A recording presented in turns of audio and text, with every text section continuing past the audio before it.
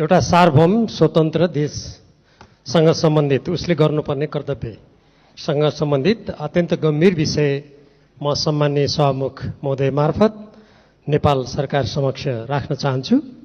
आज ब्रिटिस गोर्खा सत्याग्रह संयुक्त सङ्घर्ष समितिद्वारा सञ्चालित गोर्खा सत्याग्रह आन्दोलनका तर्फबाट ज्ञानराज राई, धनबहादुर गुरुङ र पुष्पाराणा घले बेलायतको लन्डनमा आमरण अनसन बस्नुभएको 10 दिन भयो।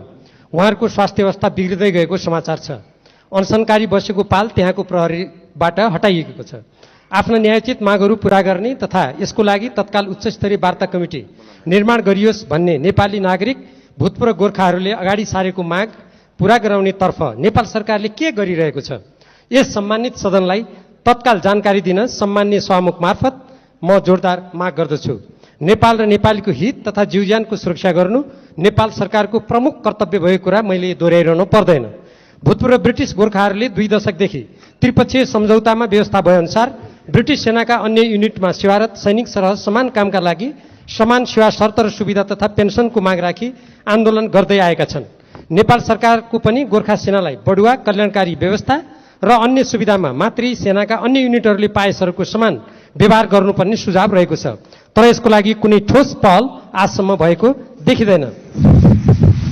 प्रमुख मागहरूमा जुलाई 1997 भन्दा पहिले सेवानिवृत्त भएकाहरूले समान पेन्सन पाउनुपर्ने, विगतमा भेदभावपूर्ण तलब पेन्सन र सुविधा दिए बापत क्षतिपूर्ति पाउनुपर्ने, ब्रिटिस गोर्खाका विधवाहरूले पनि समान पेन्सन र सुविधा पाउनुपर्ने, सन्तानले आप्रवासनको सुविधा पाउनुपर्ने, ब्रिटिस सेनाले पाउने सरहको औषधोपचारको सुविधा नेपालमै पाउनुपर्ने, पाउन्ड स्टर्लिङमा पारिश्रमिक नेपालकै ब्याङ्कमा पाउनुपर्ने रहेका छन्। नोभेम्बर 7, 1947 मा भारत र बेलायत बीच समझदारी पत्रमा हस्ताक्षर भई सोही वर्षमा नेपाल भारत र बेलायत बीच त्रिपक्षीय सन्धि भएपछि 6 गोर्खा रेजिमेन्ट भारतमा र 4 रेजिमेन्ट बेलायतमा रहेका थिए। अहिले पनि वार्षिक 300 को हाराहारीमा नयाँ भर्ती लिने गरिएको छ। सन्धिको परिच्छेद 1 मा नेपालको स्वार्थ र प्रतिष्ठाको विपरीत हुन नहुने र गोर्खा सैनिकहरूलाई भाडाका सिपाहीका रूपमा हेरिन नहुने शर्त उल्लेख छ।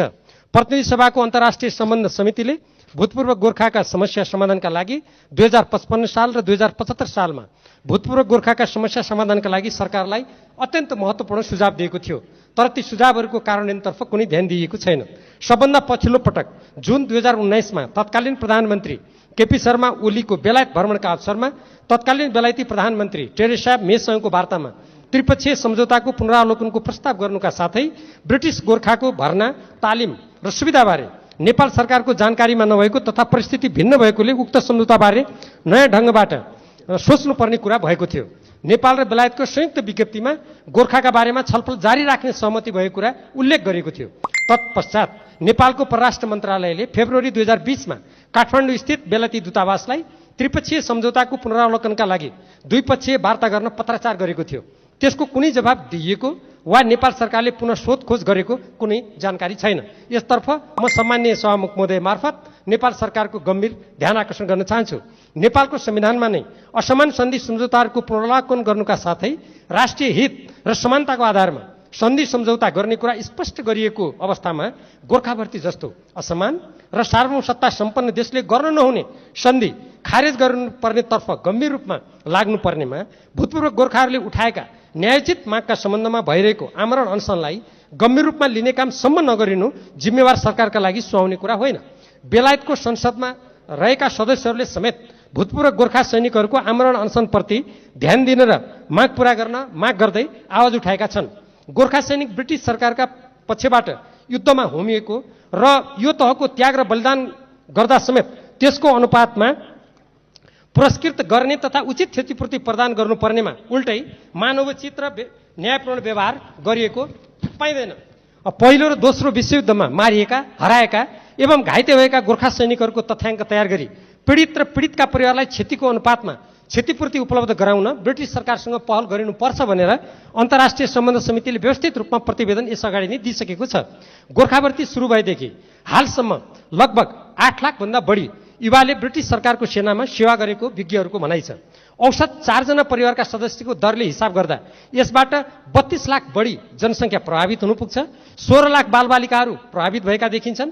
यस विषयमा गम्भीरतापूर्वक छलफल गरी आवश्यक परिपूरणको व्यवस्था गर्न ब्रिटिस सरकारसँग उच्च स्तरीय वार्ताको माग गरिरहेका भूतपूर्व गोर्खाहरूलाई उनीहरूको माग पूरा गर्ने तर्फ अहिलेसम्म वार्ता कमिटी समेत गठन नगरिनु यो अत्यन्त आपत्तिजनक कुरा हो। 10 पुस्तादेखि ब्रिटिस सेनामा सेवारत व्यक्तिका परिवार आज पनि गरिबीको माग खेप्न बाध्य छन्। गोर्खा भर्ती प्रचलनकै कारणले उनीहरू शिक्षा, निजामती सेवा र राजनीति लगायतका क्षेत्रमा पछाडि परेकोले भूतपूर्व गोर्खाका समस्याहरूको समाधान गर्नु अत्यन्त आवश्यक छ र भूतपूर्व सैनिकहरूमाथि भएका अन्याय र भेदभावको अन्त्य गर्ने सम्बन्धमा नेपाल सरकारको सक्रिय संलग्नता भई समाधान खोज्नुपर्ने कुरामा विशेष ध्यान दिनुपर्छ भनेर यो प्रतिनिधि सभा, सदन र अन्तर्राष्ट्रिय सम्बन्ध समितिमा पटक पटक कुराहरू भएको छ र भूतपूर्व गोर्खाका प्रतिनिधिहरूले पनि यस सम्बन्धी कुरालाई पटक पटक उठाइरहनु भएको छ र अहिले बाध्य भएर उहाँहरू आमरण अनसन गरिरहनु भएको छ र उहाँहरूले पछिल्लो समयमा सत्याग्रह समितिको नेतृत्वमा जुन आन्दोलन गरिरहनु भएको छ त्यो लामो समयसम्म उहाँहरूका न्यायपूर्ण मागप्रति गरिएको व्यवस्था प्रतिको एउटा ठुलो विरोध हो। यस्तो स्थितिमा नेपाल सरकारले आफ्ना विदेश स्थित नागरिकहरूको हक हितको सम्बन्धमा तत्काल आवाज उठाउनु पर्नेमा हालै परराष्ट्र मन्त्रालयबाट अन्तर्राष्ट्रिय सम्बन्ध समितिमा जानकारी गराइएको एउटा पत्रमा उल्टै भूतपूर्व गोर्खाहरूले यसरी आमरण अनसन गर्नु यो सुहाउने कुरा होइन भनेर पत्र पठाएको देख्दा स्वयं अन्तर्राष्ट्रिय सम्बन्ध समितिमा काम गर्ने हामी प्रतिनिधि सभा, त्यसका सदस्यहरू हामी लज्जित भएका छौँ। आफ्ना देशका नागरिकहरूको बारेमा जोरदार रूपमा आवाज उठाउने र उनीहरूको हकितको लागि सरकार अग्रसर हुनुपर्नेमा त्यतातर्फ ध्यान नदिएर उल्टै आफ्नो न्यायोचित माग उठाउने भूतपूर्व गोर्खाहरूलाई हतोत्साहित गर्ने प्रकारका गतिविधि गरिनु अत्यन्त खेदजनक कुरा हो।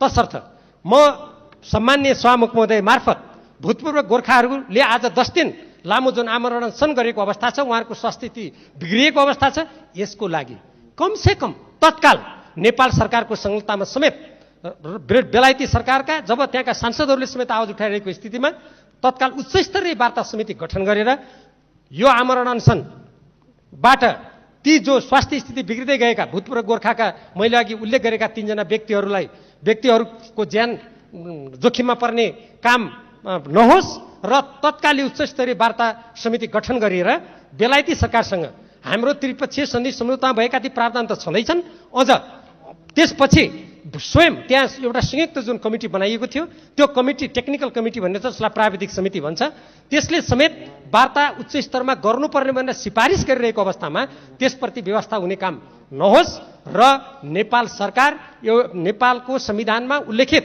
असमान सन्धि सम्झौताहरूलाई पुनरावलोकन गर्ने, नेपालको राष्ट्रिय हक हितको संरक्षण गर्ने जुन नेपालको संविधानको निर्देशन छ त्यो निर्देशन मुताबिक यो सरकारले काम गरोस् र यस सम्बन्धमा के भइरहेको छ भन्ने कुरा तत्काल यो सम्बन्धित सदनलाई नेपाल सरकारले जानकारी गराओस् भनेर माग गर्न चाहन्छु।